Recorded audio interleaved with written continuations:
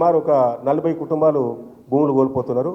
ఎందుకంటే వీళ్ళది లేకుండే ఫస్ట్ ఖానాపూర్కి వెళ్ళి ఉండే మార్చేసి మొత్తం వీళ్ళ మొత్తం గరిపెల్లి మొత్తం కూడా ఖతమైపోయింది. లక్ష్మయ్య గారు ఒక 5 నిమిషాలు మంచిగా మాట్లాడు బ్రీఫ్గా.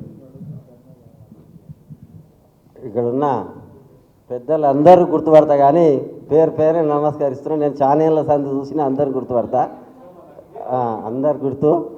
మన రైతులందరూ కూడా తెలియకపోకుండా, కానీ నాది గౌరిపల్లి తలకొండపల్లి మండల్ గ్రామం. నేను కూడా రైతునే, చాలా కష్టంతో ఉన్న రైతునం. మా ఊరు కూడా తలకొండపల్లి మండల్, మాడుగుల మండల్, మన అది కామతంగల్. సరే, ఇక మనందరికీ కష్టాలు ఏమొచ్చినాయంటే, మనకు కష్టాలు అనేది తెలియకుండే. కష్టాలు అంటే కష్టాలు అవి మనం తెచ్చుకున్నాయి కావు, ఎవరో దుర్మార్గులు మోపిన కష్టాలు. మన కష్టాలు అంటే మనం ఏదో చేతగాకనో ఎట్లనో తెచ్చుకున్న కష్టాలు కావు.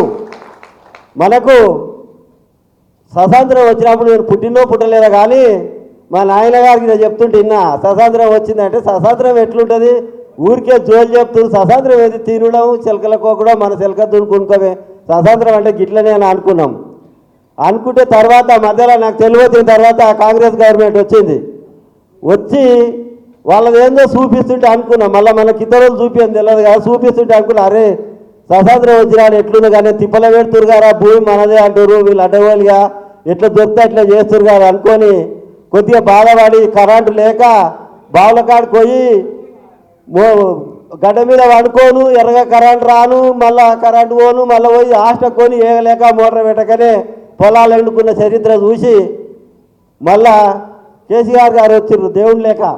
వచ్చినాక తెలంగాణ తెచ్చిండు. తెలంగాణ తెచ్చినప్పుడు నేను ఎంపీటీసీని కూడా ఉన్నా. తెలంగాణ తెచ్చినాక మన రైతాంగానికి ఎట్లా అయిందంటే, ఆ భారతదేశంలో స్వతంత్రం వచ్చినారు చూడనోళ్ళు కూడా కేసీఆర్ వచ్చినాక స్వతంత్రం వచ్చిన దానికంటే సంతోషంగా ఒక లీడర్ దానికి పోయేది లేదు.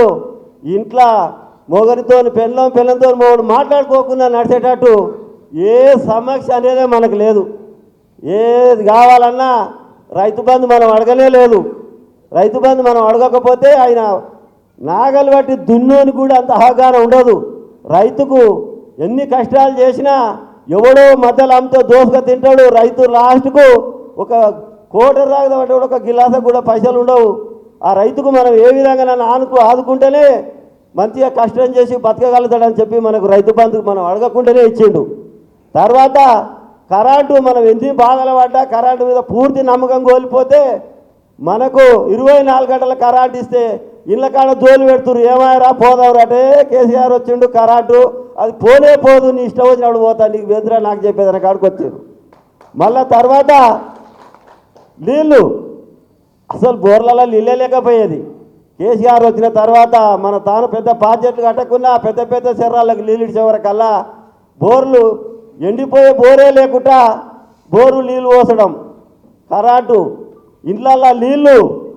ఒక్క కాంగ్రెస్ గవర్నమెంట్లో నీళ్ళ ట్యాంకులు తీసుకొని మేము పొద్దున స్థానం చెక్కలకు పోయొచ్చి మళ్ళీ ఆడవాళ్ళ బాధ కేయలేక నీళ్ళ మీద పట్టుకొని రోడ్డు మీద నీళ్ళు పడితే నాకు సగం సిగ్గా అనిపించేది నీళ్ళ కొరకు. అదే కేసీఆర్ వచ్చినాక ఇంటింటికి నల్ల తీస్తే వాడి ఇంటి మీదకి నీళ్ళు ఎక్కించి కింద దుంకింది కూడా చూసుకుంటలేడు. అట్లా వంటి పుణ్యాత్కుడు కేసీఆర్ వచ్చిన తర్వాత ఇక మళ్ళీ కేసీఆర్ వచ్చిన తర్వాత మొన్న ఎలక్షన్ జరిగినాడు. నేను ఒకటే మాట చెప్పిన, జరా పెద్ద వంతులకు అనుభవం ఉంది, చిన్న జర మోతాదు 20-30 ఏళ్ళకి అనుభవం లేదు, మర్చిపోయి కేసీఆర్ అది కాంగ్రెస్ కోటేసారా, మేము ఇట్లా బాధలు పడ్డా వేయకూరు అంటే ఎవరు వచ్చినాక ఇట్లా చేస్తారు, ఇది చేసేది పెద్ద సోద్యమా, కేసీఆర్ కంటే మంచిగా చేస్తారని నమ్మి ఓటేసారు. ఓటేసి నాడు సంది ఒక్క కుటుంబం కూడా కుదార్థంగా బతికిన చరిత్ర లేదు. యోసినప్పటి నుండి కరెంటు బాధ కూడా వచ్చేసింది. అవన్నీ ఓను ఇక రైతులు మంచిగా బతికేది ఓర్వదాలక ఈ టిప్లార్ రోడ్డు మన కేసీఆర్ గారు ఉండగా ఆయనకు నచ్చినట్టుగా మంచిగా రైతులను చూసుకున్నాడు. పెద్ద రైతులను చూసిండు, చిన్న రైతులను చూసిండు, ఎవరికి సంబంధం లేకుండా ఆయన ఒక్కడే రాజు. వాళ్ళు వీళ్ళు చెప్తుంటేనే ఇవన్నీ పిచ్చకుంట్ల ఏ వారాలు అవుతాయి. ఒక్కడే రాజు ఉంటేనే పరిపాలన చక్కగా జరుగుతుంది. ఆయన ఒక్కడే ఉండబట్టుక అందరికి ఎవరికి నష్టం జరగకుండా చేసిండు. ఈ కాంగ్రెస్ గవర్నమెంట్ వచ్చి ఎవరంతటా వాళ్ళు రాజకీయం చేసి ఆ ట్రిపుల్-ఆర్ రోడ్ను ఉన్న అలైన్మెంట్ని వాళ్ళకి పేరు రాదని రేవంత్ రెడ్డి గారు మా ప్రాంతం వాడని అందరూ సంకలు కొడితే మా ప్రాంతం వాళ్ళకు అది సొంత ప్రయోజనాల కొరకు రేవంత్ రెడ్డి అది జరుపుకొచ్చి అట్లే ఈ ఎమ్మెల్యేలు అందరు కూడా అయ్యి ఊళ్ళో చిన్న చిన్న రైతుల మీద ఉండవే చిన్న చిన్న గ్రామాలు ఏ రైతు కూడా ఒక 100 ఎకరాలు కాదు 20 ఎకరాలు దాటిన రైతు లేడు.